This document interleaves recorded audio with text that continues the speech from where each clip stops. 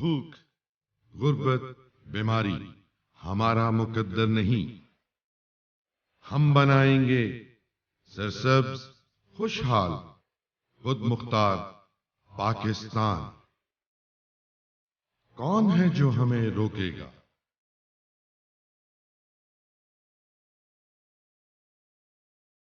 السلام علیکم ناظرین. پروگرام کٹنگ ایج کے ساتھ میں ہوں ریما شوکت.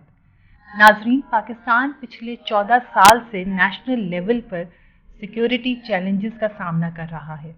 9/11 سے آنورڈز لوکل اور فورن بیسڈ ٹیررزم سے اسٹیٹ آف پاکستان کی نہ عبادت گاہیں محفوظ ہیں، نہ بازار، نہ گلی محلہ اور نہ ہی کوئی سیکیورٹی انسٹیٹیوٹ. عام آدمی سے لے کر پولیٹیکل فگر تک اپنی جانوں کا نذرانہ دے چکے ہیں. 16 دسمبر 2014 کو army public school APS Peshawar میں ہونے والے واقعے نے پوری قوم اور تمام سیاسی جماعتوں کو یکجا کر کے اپنی آرمڈ فورسز کے ساتھ شانہ بشانہ کھڑے ہونے پر مجبور کر دیا، جس کے نتیجے میں پاکستان آرمی اور موجودہ گورنمنٹ مل کر نیشنل ایکشن پلان کو سامنے لائے.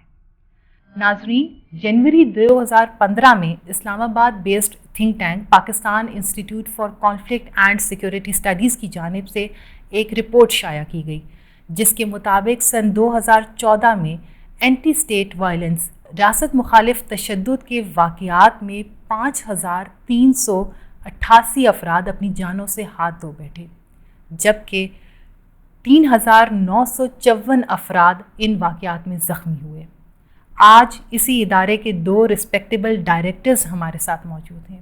میں آپ سے ان کا تعارف کراتی چلوں. سب سے پہلے ہمارے ساتھ موجود ہیں مسٹر گلداد، جو کہ سینئر اینالسٹ اور ڈائریکٹر ریسرچ ہیں Pakistan institute for conflict and security studies میں. ان کے ساتھ موجود ہیں مسٹر عبداللہ خان، جو کہ مینیجنگ ڈائریکٹر ہیں Pakistan institute for conflict and security studies کے. Sir, I welcome you both to the show. Mister Abdullah Khan, سب سے پہلا سوال میں آپ سے کرنا چاہوں گی. آپ اپنے تھنک ٹینک کی ایکٹیویٹیز کے بارے میں ہمارے ناظرین کو بتائیے. بسم اللہ الرحمن الرحیم. پکس یا Pakistan institute for conflict and security studies بنیادی طور پر ریاست مخالف تشدد جو پاکستان میں ہو رہا ہے اس کے اوپر فوکس ایک ادارہ ہے، اور پاکستان، جنوبی ایشیا، مشرق وسطیٰ اور سنٹرل ایشیا میں جو ریاست مخالف مختلف تحریکیں چل رہی ہیں یا جو بھی کانفلکٹ اور سیکیورٹی ایشوز ہیں اس پر فوکس ہمارا ایک یہ ادارہ ہے. اور اس ادارے میں ہم مختلف کام کرتے ہیں. اس میں کانفلکٹ پروفائلز ہیں، ملیٹنٹ لیڈرشپ پروفائلنگ ہوتی ہے، کاؤنٹر ریڈیکلائزیشن کے اوپر ہم کام کر رہے ہیں. اس کے علاوہ ہمارا جو سب سے میجر کام ہے یہ کہ ہم daily, weekly, monthly security reports جاری کرتے ہیں، جس میں ہم پاکستان میں ہونے والے ریاست مخالف تشدد کے بارے میں جو اعداد و شمار فیلڈ سے ہمارے اپنے رپورٹرز اور ہمارے کورسپونڈنٹس اور والنٹیئرز جو ہمیں بھیجتے ہیں اس کی بنیاد پر ہم سیکیورٹی اسسمنٹ رپورٹ جاری کرتے ہیں کہ کون سے علاقے میں کیا سچویشن ہے اور کیا پوزیشن ہے. تو یہ بنیادی طور پہ ہمارا ایک ڈیڈیکیٹڈ تھنک ٹینک ہے کہ جو کانفلکٹ اور سیکیورٹی ایشوز پر جنوبی ایشیا، سنٹرل ایشیا اور وسط ایشیا کے اوپر، یہ مشرق وسطیٰ کے اوپر فوکس ایک ادارہ ہے ہمارا. یہ ہمارے بنیادی کام ہے. اور اس ادارے میں ایک ہمارا ہیڈ کوارٹر اسلام آباد میں ہے، لیکن ہمارے جو والنٹیئرز ہیں اور ہمارے جو کورسپونڈنٹس ہیں وہ جتنے بھی کانفلکٹ زونز ہیں اس کے اندر ہمارے اپنے لوگ موجود ہیں جو ہمیں براہ راست رپورٹ کرتے ہیں، جس کی بنیاد پر ہم اپنا ایک ڈیٹا بیس مینٹین کرتے ہیں. اس ڈیٹا بیس کو پچھلے کئی سال کا ڈیٹا ہمارے پاس موجود ہے، جس کی بنیاد پر ہم ایک ٹرینڈز جو ہیں وہ بتاتے ہیں اپنے جو بھی سبسکرائبرز ہوتے ہیں کہ بھی اس وقت وائلنس اوپر جا رہا ہے یا نیچے جا رہا ہے. تو یہ ہمارا بنیادی کام ہے مختصراً جو میں آپ کو. آپ کے ادارے کی اس اینول اسسمنٹ رپورٹ کے مطابق 2014 میں سول اور ملٹری دونوں کو ملا کر کل کتنے انسانوں نے اپنی جان کی قربانی دی؟ جی شکریہ مس ریما. 2014 پاکستان میں ملیٹنسی کے حوالے سے کافی خونریز سال ثابت ہوا ہے، جس میں ٹوٹل 5388 لوگوں کی جو جانی نقصان ہوا، اور اس کے علاوہ 3954 لوگ جو ہیں وہ اس پورے سال میں زخمی بھی ہوئے ہیں. ٹوٹل نمبر آف انسیڈنٹس 2014 میں رہے وائلنٹ انسیڈنٹس، اس میں ملیٹنٹ اٹیکس بھی شامل ہیں اور اس میں سیکورٹی فورسز کے جو کارروائیاں بھی ہیں وہ بھی شامل ہیں. وہ 2821 کارروائیاں ریکارڈ کی گئی ہیں. یہ تھوڑا سا میں آپ کو یہ بھی بتاتا چلوں کہ 2014 کے مقابلے میں جو 2013 ہیں اس کو اگر آپ کمپیئر کریں تو 2013 میں اور 2014 میں جو میجر ڈفرینس وہ یہ تھا کہ اگر آپ دیکھیں کہ جو 2013 میں اموات تھیں وہ 3623 ٹوٹل اموات تھیں، جبکہ یہ اموات بڑھ کے 2014 میں 5388 ہو گئی. اور جو 2014 میں جو قتل کو اگر آپ ان کے جو مختلف جو لوگوں کے ہیں اس کو کلاسیفائی کریں کہ اموات جو ہیں وہ کس کس کیٹیگریز میں ہوئی ہیں، تو جو ایک جو میجر کیٹیگری ہے اس کو فورسز پرسنل ہیں جو 645 لوگ 2014 میں قتل ہوئے ہیں. اس کے علاوہ 3420 ملیٹنٹس ان کی اموات ہوئی اور 1243 سویلینز ہیں وہ قتل ہوئے ہیں. جبکہ 2013 میں یہ تعداد کچھ اس طرح سے تھی کہ سیکورٹی فورسز 573 لوگ مارے گئے، ملیٹنٹس 1506 لوگ مارے گئے اور جو سویلینز تھے وہ 1496 سویلینز قتل کیے گئے تھے. جو 2013 کے مقابلے میں 2014 میں نمبر آف انجرڈ جو ہیں وہ کم ہیں. اس سے یعنی 2013 میں نمبر آف پیپل انجرڈ تھے وہ 5363 تھے، جبکہ یہ تعداد 2014 میں 3954 ہو گئی. اگر آپ اس پورے سال کو فردر کلاسیفائی کریں اس کو اگر آپ دیکھیں وہ بعد میں ذکر بھی ہم کریں گے اس کو آپریشن کے حوالے سے. اگر آپ اس کو 4 کوارٹرز میں ڈیوائڈ کریں تو آپ کا جو وائلنس ہے وہ کوارٹر ٹو کوارٹر ریڈیوس ہوتا جا رہا ہے. یہ آپ 2014 کی 2014 کی بات کر رہے ہیں کہ آپ کا اوور آل جو وائلنس ہے 2013 کے مقابلے میں تو بہت زیادہ ہے. لیکن اگر آپ ود ان دا ایئر اس کو 4 کوارٹرز میں ڈیوائڈ کر کے چیک کریں تو آپ کا وائلنس پہلے کوارٹرز کے مقابلے میں جو دوسرا کوارٹر ہے اس میں کم اور یوں بتدریج اینڈ تک جو ہے وہ کم ہوتا جاتا ہے. اس کے عوامل کے بارے میں ہم بعد میں ڈسکس کریں گے. مسٹر عبداللہ، آپ کیا سمجھتے ہیں کہ پورے ڈیکیڈ میں سیکیورٹی لیپسز کیا تھے اور ہمارے کن اداروں کی کیپیسٹی چیلنجز کے مطابق نہیں تھی؟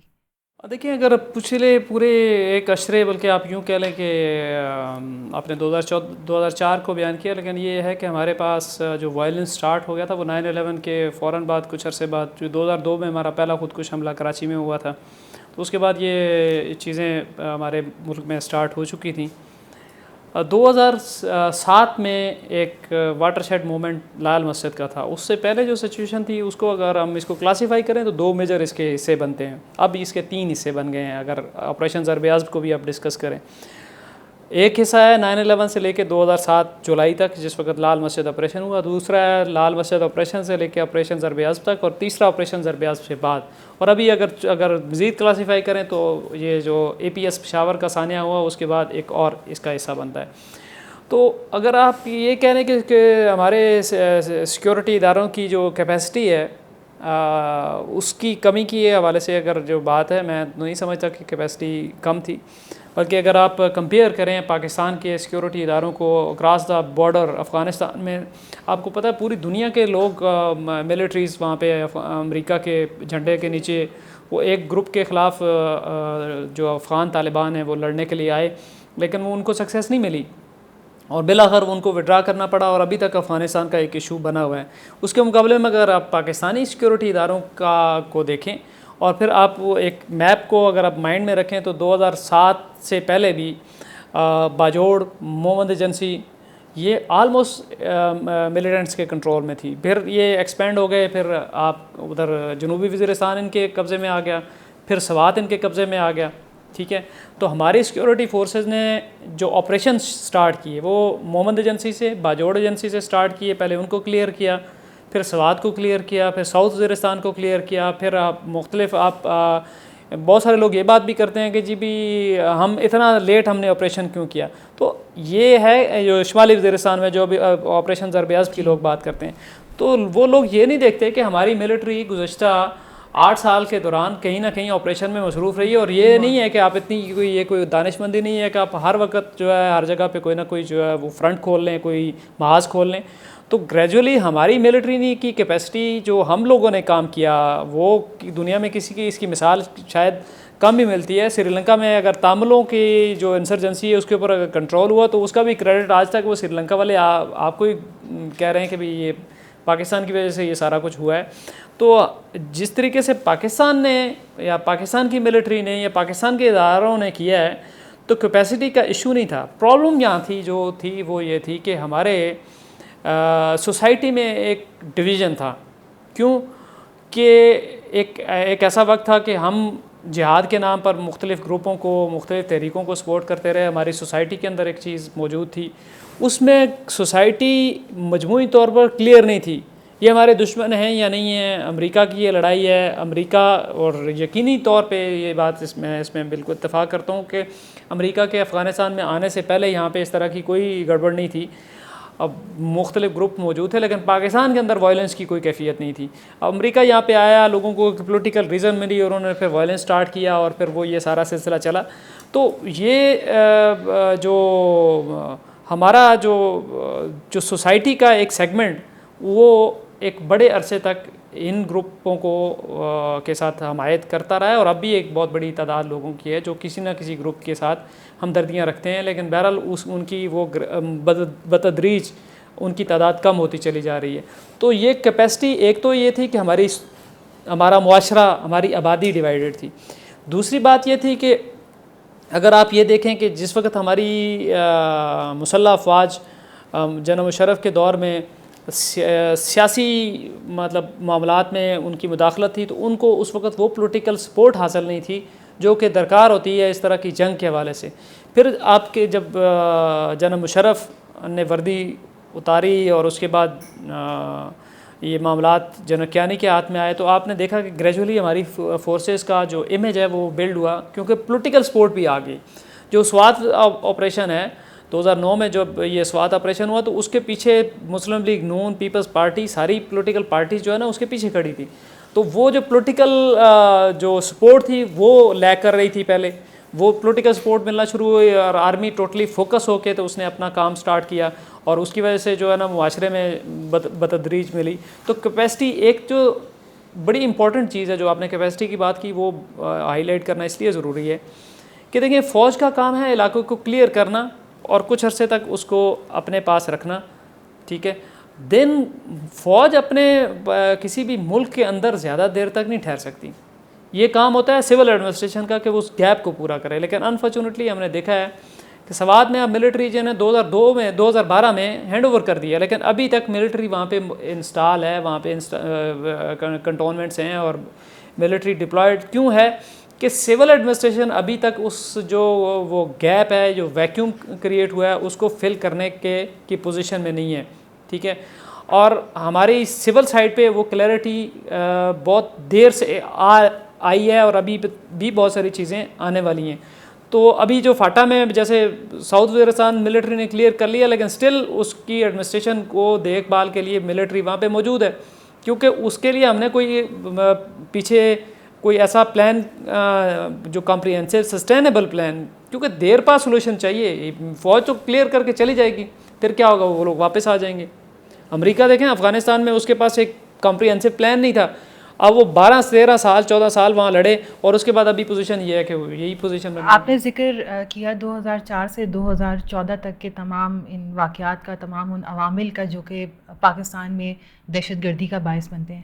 آپ 2015 سے آنورڈز پاکستان میں سیکیورٹی کی سچویشن کو کیسے دیکھ رہے ہیں؟ جیسے میں نے آپ کو کہا کہ بھئی اس کی مختلف اگر سیگمنٹیشن ہم کریں تو ایک سیگمنٹ بنتا ہے آپ کا یہ آپریشن یہ شاور اسکول کے بعد کا.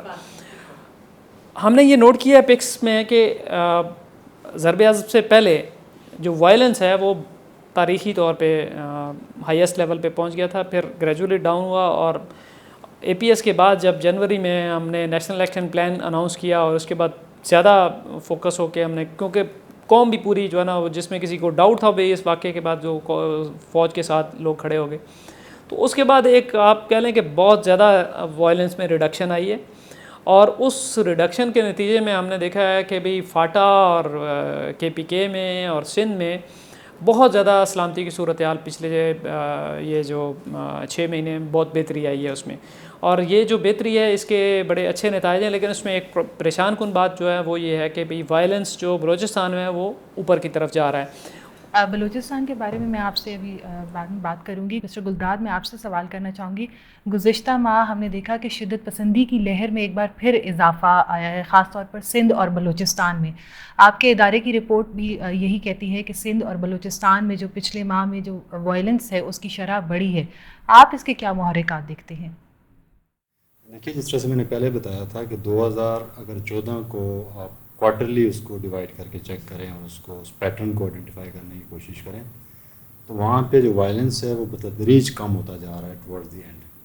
اگرچہ اس میں چند ہائی پروفائل انسیڈنٹس بھی ہیں, جس طرح سے فار ایگزامپل اگر آپ 2014 کے اینڈ کی بات کریں تو دسمبر میں اے پی ایس پہ اٹیک ہوا اور بہت بڑا شدید قسم کا اٹیک تھا, اس میں بہت زیادہ کیجویلٹیز بھی ہوئی. لیکن اس کے باوجود بھی اگر آپ اس کو فگرز کو کمپیئر کریں تو پہلے جو 3 کوارٹرز ہیں, یعنی ڈیفینیٹلی دسمبر آپ کا اس میں جو واقعہ ہے وہ آخری کوارٹر میں آیا, تو جو پہلے اس 2014 کے پہلے 3 کوارٹرز ہیں اس میں وائلنس زیادہ رہا ہے as compared to the last quarter. اگر آپ اسی پیٹرن کو ایکسپینڈ کرتے ہوئے 2015 کو بھی اس کے فرسٹ کوارٹر کو بھی ساتھ شامل کر لیں تو آپ یہ بھی دیکھیں گے کہ اس کے جو 2015 کا فرسٹ کوارٹر ہے اس میں وائلنس مزید کم ہوا ہے. اب یہ جو آپ کو ہماری رپورٹ جو اس میں مئی میں پبلش ہوئی ہے, مئی 2015 کی رپورٹ ہے, اس میں یہ چیز بتائی گئی ہے کہ ملک میں وائلنس کمپیریٹیولی بڑھا ہے. اب کمپیریٹیولی سے مراد یہ ہے کہ پچھلے ماہ کے مقابلے میں اس میں وائلنس میں اضافہ ہوا ہے, نہ کہ وہ وائلنس کی سچویشن واپس آ گئی ہے جو کہ 2014 کے شروع میں یا مڈ میں. آپ ہی کے ادارے کی رپورٹ کے مطابق 2015 سے آنورڈز بتدریج وائلنس میں کمی آئی تھی, جبکہ اب پچھلے 2 ماہ میں وائلنس میں اضافہ دیکھا گیا ہے. صحیح. اس میں بھی جو میں آپ بتا رہے ہیں نا کہ اس کی محرکات کی اگر آپ نے بات کی کہ اس کی محرکات کیا ہیں, یہ جو وائلنس میں جو انکریز ہوا ہے 2015 کے, اسپیشلی آپ اس پرٹیکولر منتھ کی جب آپ بات کر رہی ہیں, اس میں جو وائلنس انکریز ہوا ہے اس کی انٹرنل محرکات بھی ہیں اور اس کے ایکسٹرنل محرکات بھی موجود ہیں. صحیح ہے. مسٹر گلداد, میں آپ سے سندھ اور بلوچستان کے یہ جو انٹرنل اور ایکسٹرنل محرکات ہیں ان کے بارے میں بات کروں گی. ابھی ہمارے پاس ایک بریک کا ٹائم ہوا ہے ناظرین, بریک کے بعد ہم دوبارہ حاضر ہوتے ہیں.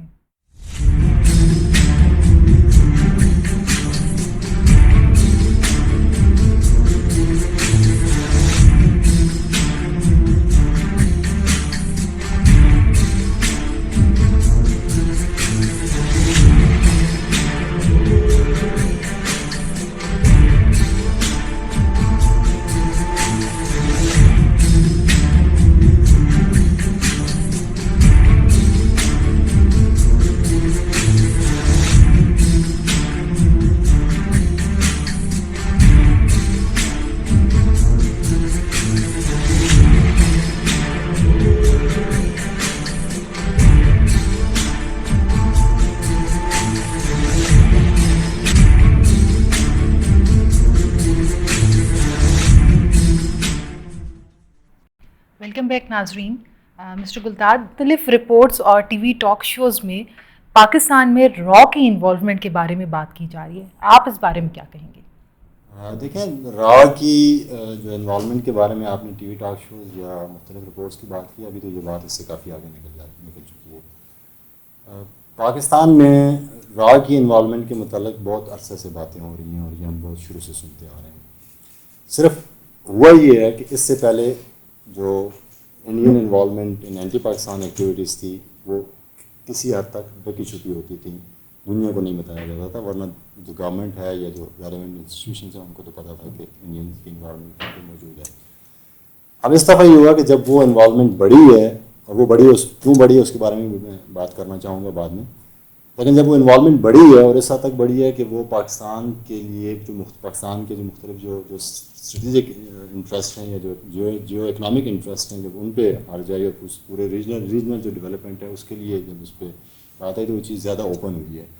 ادروائز تو انڈین اور را کی انوالومنٹ پاکستان میں اینٹی پاکستان ایکٹیویٹیز میں تو ایک بہت بڑی پرانی بات ہے. صرف اس کو ابھی ریسنٹلی اکنالج کیا گیا ہے جو پرائم منسٹر مودی نے بنگلہ دیش میں اپنی اسٹیٹمنٹ کے تھرو کہ وہ 1971 میں جو مکتی بانی تھی اس کے ساتھ وہ مل کے انہوں نے پاکستان کے خلاف جو ہے نا وہ ایکٹیویٹیز کی ہیں.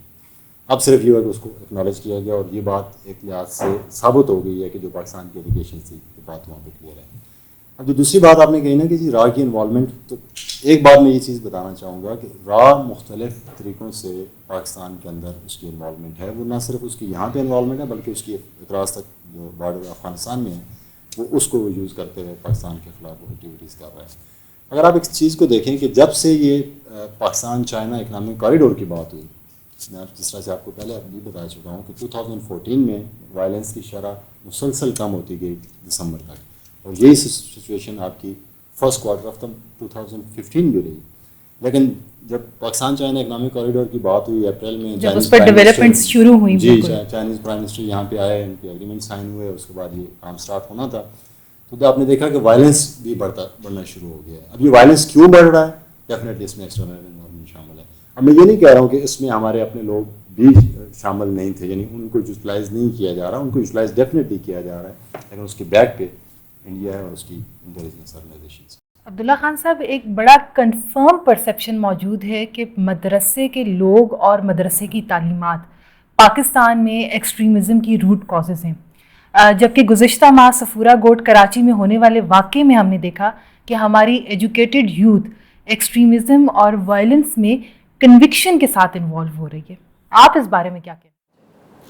اصل میں بہت ساری چیزیں ہوتی ہیں، میتھس اور ریالٹیز وہ الگ الگ چیزیں ہوتی ہیں. چونکہ ایک ٹرینڈ چلا آ رہا ہے اور موسٹلی اس کی وجہ مغرب میں چھپنے والی مختلف رپورٹس ہیں، جس کو یہاں پر بھی بہت سارے لوگوں نے پروموٹ کرنا شروع کر دی ہے. جو ملیٹنسی پاکستان میں ہو رہی ہے اس میں مدرسے کا رول اتنا ہی ہے جتنا ہماری سوسائٹی میں کے باقی سیگمنٹس کا ہے. یہ سیمپل ہماری سوسائٹی کا ہی ملیٹنٹ گروپس ہوتے ہیں. اگر صاحب یہ رائٹ اور رانگ یہ جو چیزیں ہیں یہ ہم پبلک کو کیوں نہیں بتائی جاتی؟ میں سب سے پہلے آپ کو بتاؤں نا کہ مدرسے کے حوالے سے جو کنسیپٹ ہے اس کو سمجھنا ضروری ہے کہ مدرسے انڈیا میں بھی ہیں، بنگلہ دیش میں بھی ہیں. تو کیا انڈیا میں مدرسہ جو ہے نا وہ وائلنس میں یا اس میں ٹیررزم میں انوالو ہے؟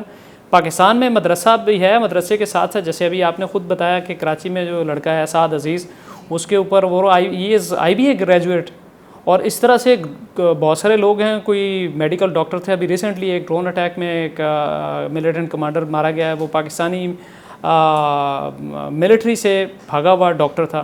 اسی طرح سے اور بڑے لکھے انجینئرز، ڈاکٹرز اور مطلب سوشل سائنسز کے ایکسپرٹس جو ملیٹنٹس میں ہیں، اسی طرح مدرسے کے لوگ بھی ہیں.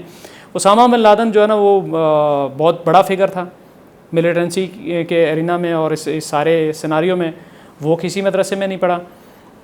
ایمن الظواہری وہ کسی مدرسے میں نہیں پڑھا. اس طرح سے بے شمار ایسے لوگ ہیں آپ کو ملیں گے. دس از اے مکس جو ہماری سوسائٹی میں ہوتا ہے وہی. تو یہ جو چیزیں ہیں، ہم ریسنٹلی کہ امریکہ میں ایک رپورٹ آئی ہے کہ 17% جو وائلنس ہے اس کو ٹریس کیا جا سکے مدرسے کے ساتھ. تو 83% کہاں سے آیا ہے اس کے بارے میں کبھی ہم سوچتے ہیں؟ ہماری یونیورسٹیوں میں کس طریقے سے لوگوں کی ریڈیکلائزیشن ہو رہی ہے اس کے اوپر ہماری کوئی توجہ نہیں ہے. تو پورے جو سوسائٹی کے جتنے سیگمنٹس ہیں ان سب کی طرف توجہ دینے کی ضرورت ہے. ہم ساری انرجی ایک طرف فوکس کر دیتے ہیں. یقیناً میں اس بات کا حامی ہوں کہ مدرسوں میں بہت زیادہ اصلاح کی ضرورت ہے، ان کے کریکولم میں اور ان کے میتھڈز میں اور بہت ساری چیزوں میں اصلاح کی ضرورت ہے اور ریفارمز کی ضرورت ہے. گورنمنٹ کو اس میں اپنا رول ادا کرنا چاہیے پازیٹیولی. لیکن یہ ہے کہ ملیٹنسی کو اس کے ساتھ جوڑ کے، صرف مدرسے کے ساتھ جوڑ کے باقی سیگمنٹ کی طرف سے ہم وہ کر لیں. اب پاکستان میں IS کا جو ابھرتا ہوا تاثر سامنے آ رہا ہے، اس کو آپ پاکستان میں مدرسے کی تعلیمات اور ان کے ساتھ کس طرح لنک کریں گے؟ IS کی آئیڈیالوجی کو آپ نے بھی دیکھا کہ صفورہ گوٹ واقعے کے بعد شاید پڑھا لکھا طبقہ اب اس کو فالو کرنے کی کوشش کر رہا ہے. دیکھیں IS یا ISIS دو یعنی اسلامک اسٹیٹ یا دولت الاسلامیہ جو عراق میں، وہ پاکستان میں اس وقت جو ابھی جو ٹرینڈز ہمارا ادارہ جو مانیٹر کر رہا ہے اس میں وہ صرف شفٹنگ ہو رہی ہے. جو پریویسلی جو لوگ القاعدہ کے ساتھ تھے کوئی اس کی طرف جا رہے ہیں، کوئی TTP سے اس کی طرف جا رہے ہیں، کوئی نئی ریکروٹمنٹ جو ہے کہ نئے لوگ اس میں شامل ہو رہے ہیں. اس کے ابھی ٹرینڈز نظر نہیں آیا کہ وہ اس نے نئی یوتھ کو جس طرح یورپ سے وہ ہزاروں کی تعداد میں لوگ اٹھا کے تو وہ لے آئے ہیں اور وہ جیسے کہ لوگ انسپائر ہو کے آ گئے ہیں عراق اور شام میں لڑنے کے لیے. ایسی سچویشن پاکستان میں نظر نہیں. ابھی پاکستان میں جو ہے نا صرف جو ہے وہ وفاداریاں بدل لی جا رہی ہیں. کوئی TTP کے کمانڈرز ڈیفیکٹ ہو کے چلے گئے ہیں، کوئی القاعدہ کے لوگ ڈیفیکٹ ہو کے چلے گئے، کوئی انڈیپینڈنٹ گروپس تھے وہ ان میں شامل ہو گئے ہیں، کوئی IMU کے کمانڈر افغانستان میں شامل ہو گئے ہیں. تو ابھی پاکستان کو IS سے کوئی بڑا خطرہ نہیں ہے، لیکن یہ ایک ابھرتا ہوا خطرہ ہے پاکستان کے لیے. اور اس کے لیے اگر ایک اسٹریٹجی ڈیوائز نہ کی گئی تو یہ مستقبل میں پاکستان کے لیے مسائل پیدا کرتا رہے گا، جس طرح سے مختلف ملیٹنٹ گروپس کر رہے ہیں. صحیح ہے.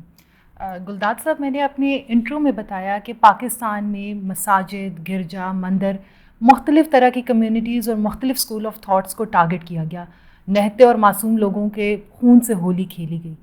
لیکن یہ تمام واقعات بائی ڈیزائن ہوتے ہوئے نظر آتے ہیں. فورن ایلیمنٹ کے ساتھ لوکل گروپس کی انوالومنٹ آپ ان واقعات میں کس طرح دیکھتے ہیں؟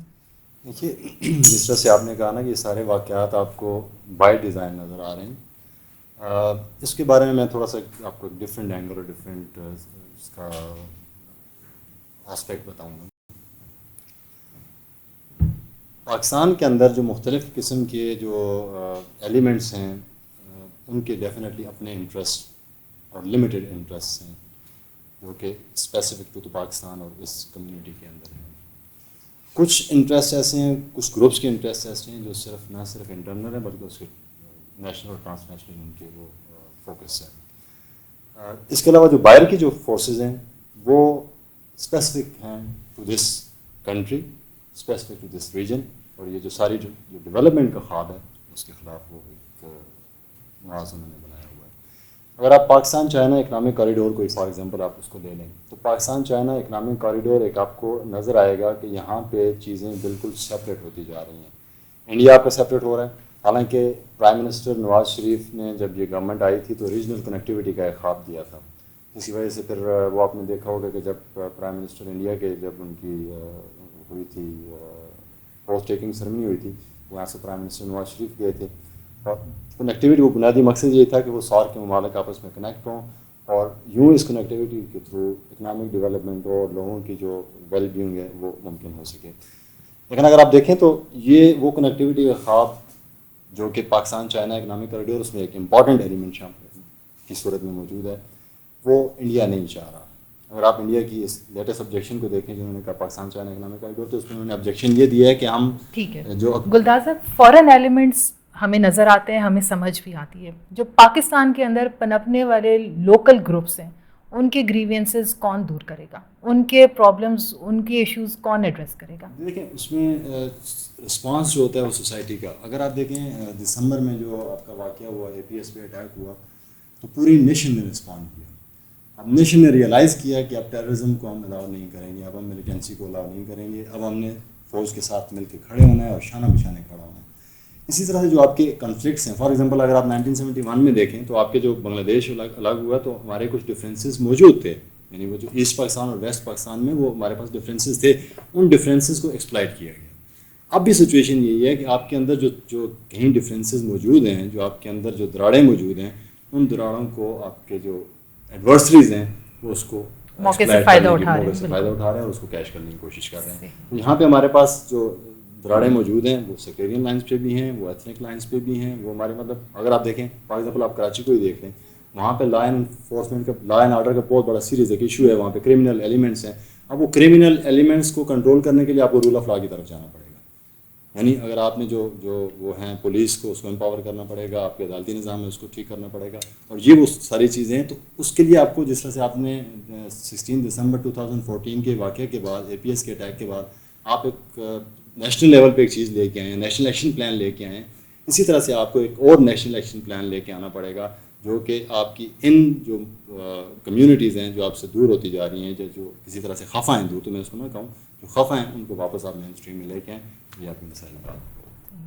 عبداللہ خان صاحب، میں آپ سے پوچھنا چاہوں گی کہ نیشنل ایکشن پلان ہمارے سامنے آیا، تھنک ٹینکس کی رپورٹس آتی ہیں اور سیکورٹی اداروں کی طرف سے کئی دفعہ ایسی اہم معلومات، اہم رپورٹس شائع کی جاتی ہیں جو کہ پبلک کی انفارمیشن کے لیے بہت ضروری اور بہت اہم ہے. لیکن پرابلم یہ ہے کہ most of the time these reports are in English. زیادہ تر یہ رپورٹس انگلش میں ہوتی ہیں اور پبلک تک ان کی اویئرنیس، ان کے بارے میں شیئر کی گئی معلومات نہیں پہنچ پاتی. اس سلسلے میں آپ کے خیال میں کون سا ایسا اسٹیپ لینا چاہیے کہ عام پبلک تک یہ تمام چیزیں، یہ تمام معلومات جو آپ نے شیئر کیں وہ ہماری عوام تک پہنچ سکیں؟ میں سمجھتا ہوں کہ اے یوز ٹی وی نے بڑا اچھا انیشیٹو لیا ہے، جس طرح سے ہم نے اپنی رپورٹس اور ان کے فیکٹس اینڈ فگر کو آج کے پروگرام میں ڈسکس کیا ہے. اس طرح کے پروگرامز کیونکہ پبلک جنرلی یہ بھی ہوتا ہے کہ کیونکہ جو ریسرچ رپورٹس ہوتی ہیں ان میں جو وہ بڑی ان میں لینگویج اگر اردو میں بھی کی تو پبلک کو جنرلی کرکس چاہیے ہوتا ہے. میں سمجھتا ہوں کہ بہت اچھا انیشیٹو لیا ہے AU ٹی وی نے.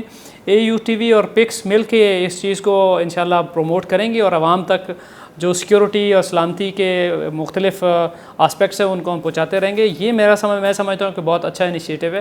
اس کے علاوہ بھی چیزیں کی جا سکتی ہیں لیکن سر دست میں سمجھتا ہوں کہ ایک بہت اچھا اسٹیپ ہے towards the right direction. Guldad صاحب اینڈ عبداللہ صاحب, ہمارے پروگرام کا وقت ختم ہو رہا ہے لیکن let's be optimistic about Pakistan. آپ آنے والے دنوں میں پاکستان کی سیکیورٹی سچویشن کو کیسے دیکھتے ہیں؟ ہم امید کرتے ہیں کہ تمام صوبوں میں سیکیورٹی حالات ڈیفینیٹلی بہتر ہوں گے, لیکن چائنا پاکستان اکنامک کوریڈور اور بلوچستان میں جو سیکیورٹی کی سچویشن ابھی ہمیں آج کل نظر آ رہی ہے اس بارے میں آپ کیا کہنا چاہیں گے؟ دیکھیں اس میں آپ اس چیز کو اگر آپ دیکھیں کہ جس طرح سے میں نے بتایا ہے کہ جب سے یہ چائنا پاکستان اکنامک کوریڈور کی بات ہوئی ہے اس کے بعد سے آپ کے جو ملک میں ملیٹنسی کے جو رجحان ہے اس میں اضافہ دیکھنے میں آیا ہے.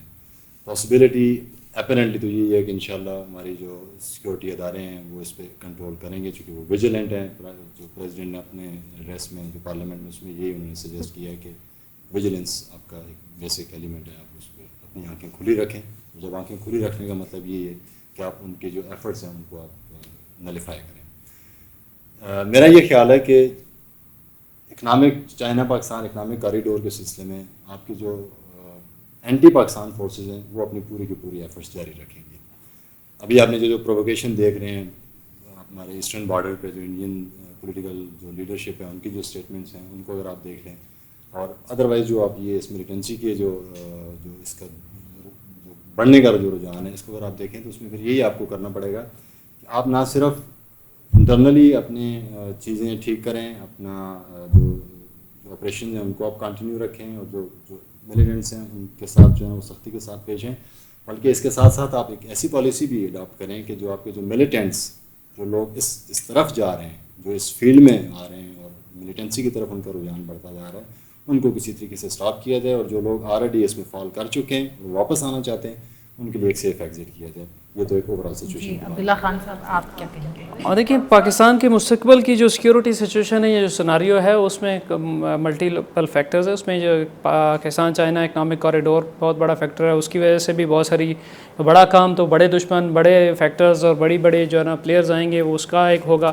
دوسری بات یہ کہ ہماری جو فیوچر میں جو کچھ افغانستان میں ہو رہا ہے اس کا بہت بڑا امپیکٹ ہوگا. افغانستان میں جو پیس ٹاکس شروع ہوئی ہیں اگر تو وہ اس کا کوئی کنکلوژن نکلتا ہے تو اس کا امپیکٹ پاکستان پر بھی پڑے گا. افغانستان میں اگر امن ہوتا ہے تو وہ اس کا اثر پڑے گا. لیکن اگر افغانستان میں جیسے اس وقت ہم دیکھتے ہیں کہ ISIS جو ہے نا ایک ایمرجنگ تھریٹ کے طور پہ ابھر رہا ہے اور افغان طالبان اور ان کے درمیان لڑائی ہو رہی ہے, کیونکہ ISIS جو ہے نا وہ اگر افغان طالبان کو ڈیفیٹ کرتا ہے یا ان کو کوئی وہاں پہ اس کے پنجے گاڑنے میں کامیاب ہو جاتا ہے تو پھر اس کا امپیکٹ اسپل اوور پاکستان پر بھی آئے گا. اسی طرح اگر افغانستان میں وائلنس اسکلیٹ ہوتا ہے, جیسے ابھی افغان طالبان نے عزم کے نام سے اسپرنگ آفنس شروع کیا ہوا ہے اور اس کے نتیجے میں مختلف علاقوں میں ہم دیکھ رہے ہیں کہ وائلنس بڑھ رہا ہے, تو اگر افغانستان کی گورنمنٹ کولیپس کرتی ہے یا وہ اس پہ قابو پانے میں ناکام رہتی ہے, اور جو کہ نظر آ رہا ہے کہ اس میں یہ کیپیبلٹی نہیں ہے کہ وہ اکیلے افغان طالبان کا مقابلہ کر سکے کیونکہ انٹرنیشنل فورسز بھی نکل چکی ہیں, تو اس کا اسپل اوور جو ایفیکٹ ہے وہ بھی پاکستان کے اوپر آئے گا.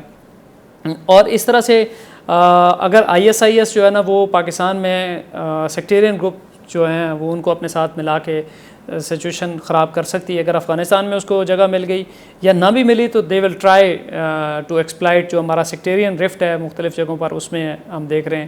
اس میں ہمیں جو جن علاقوں پر فوکس کرنے کی ضرورت ہے وہ یہ ہے کہ یہ گلگت بلتستان, اس میں اس کے ساتھ جو کوہستان ہے اور یہ تورغر, یہ بڈگرام, یہ جو پٹی ہے اس وقت یہ سینسٹیو ہے کیونکہ کچھ ملیٹنٹس ریلوکیٹ ہوئے ہیں اس ایریا میں, اور اوپر گلگت میں جو ہے نا وہاں پہ سیکٹیرین وائلنس جو ہے وہ ماضی میں بھی ہوتا رہا ہے, مستقبل میں بھی ہوگا. اکنامک کوریڈور کا ٹیل اور جو اس کا ہیڈ اور ٹیل, اس کے ٹیل گوادر میں ہے, اگر آپ دیکھیں تو بلوچستان میں ہے, وہاں پہ وائلنس جو ہے نا وہ بڑھ رہا ہے. سفورہ گوٹ میں جو اٹیک ہوا ہے وہ اس کا ٹیل سمجھ لیں, کیونکہ وہ جو کمیونٹی ہے موسٹلی اسماعیلی کمیونٹی وہ گلگت میں ہوتی ہے جہاں سے اکنامک کوریڈور خنجراب پاس اور ادھر سے جو گلگت سے گزرے گا, تو اس کمیونٹی کو ڈسٹرب کرنے کی کوشش کی گئی اور فیوچر میں بھی کرنے کی کوشش کی گئی. ہیڈ اور ٹیل دونوں کے اوپر اور درمیان میں بھی اگر آپ وائلنس کی پٹی دیکھیں تو ہمارا جو ویسٹرن روٹ ہے اس کے دائیں بائیں وائلنس آپ کو ہوتا ہوا نظر آ رہا ہے. جو ایمرجنگ ٹرینڈز ابھی جیسے ڈیرہ اسماعیل خان, ٹانک اور اس طرف جو ہے نا ابھی کچھ اٹیکس ہمیں پچھلے 1-1.5 ہفتے کے دوران وہاں پہ بھی نظر آنا شروع ہوئے ہیں. تو یہ جو روٹ ہے اس کے ارد گرد ہمیں وائلنس نظر آئے گا مستقبل میں. اب ہم اس کو کس طرح سے کنٹرول کرتے ہیں, اس کے لیے ہمیں ایک کمپریہنسو اسٹریٹجی بنانی پڑے گی. یہ فوج کے اکیلے کرنے کا کام نہیں, پوری قوم اور اس میں سویلین جو پارٹ ہے جیسے میں نے پہلے بھی عرض کیا اس کا ایک میجر رول ہوگا. عبداللہ صاحب, اسٹیٹ کر کیا رہی ہے؟ ہم معصوم, ہم نہتے عوام کب تک مرتے رہیں گے؟ اس ضمن میں حکومت کو, فوج کو مل کے ڈیفینیٹلی کوئی نہ کوئی اسٹیپ لینا ہے. لیکن آپ کے خیال میں حکومت کی طرف سے ایسی کیا واضح پالیسی آنی چاہیے کہ ہم عوام کو واقعی نظر آئے کہ جی حکومت ہمارے لیے, ہماری سیکیورٹی کے لیے کوئی بہت بہتر کام کرے؟ لیکن بات یہ ہے کہ اس وقت جس سچویشن میں پاکستان, اس وقت ہمیں حکومت کی نہیں پاکستان کی بات کرنی چاہیے, ریاست کی بات کرنی چاہیے. حکومتیں آئیں چلی گئیں, آئی ہیں چلی جائیں گی. اس وقت بات یہ ہے کہ جس سچویشن میں ہم پھنسے ہوئے ہیں, اکراس دا بارڈر افغانستان میں ایک بہت بڑی جنگ لڑی گئی, اس کا اسپیل اوور ایفیکٹ ہوا, پھر آپ نے اکنامک کوریڈور کا سلسلہ شروع کیا تو اس کا بھی امپیکٹ آپ کے اوپر آئے گا. تو آپ کی, میں سمجھتا ہوں کہ ہم نے بہت ان حالات میں بڑا اچھا کیا ہے اور مزید اچھا ہو سکتا ہے. اور جو سول ملٹری ریلیشن شپ اس وقت جس اچھی پوزیشن میں ہے, یہ اس کو اور بڑھانے کی ضرورت ہے. میں سمجھتا ہوں کہ یہ چیزیں رائٹ ڈائریکشن میں اس وقت موو کر رہی ہیں.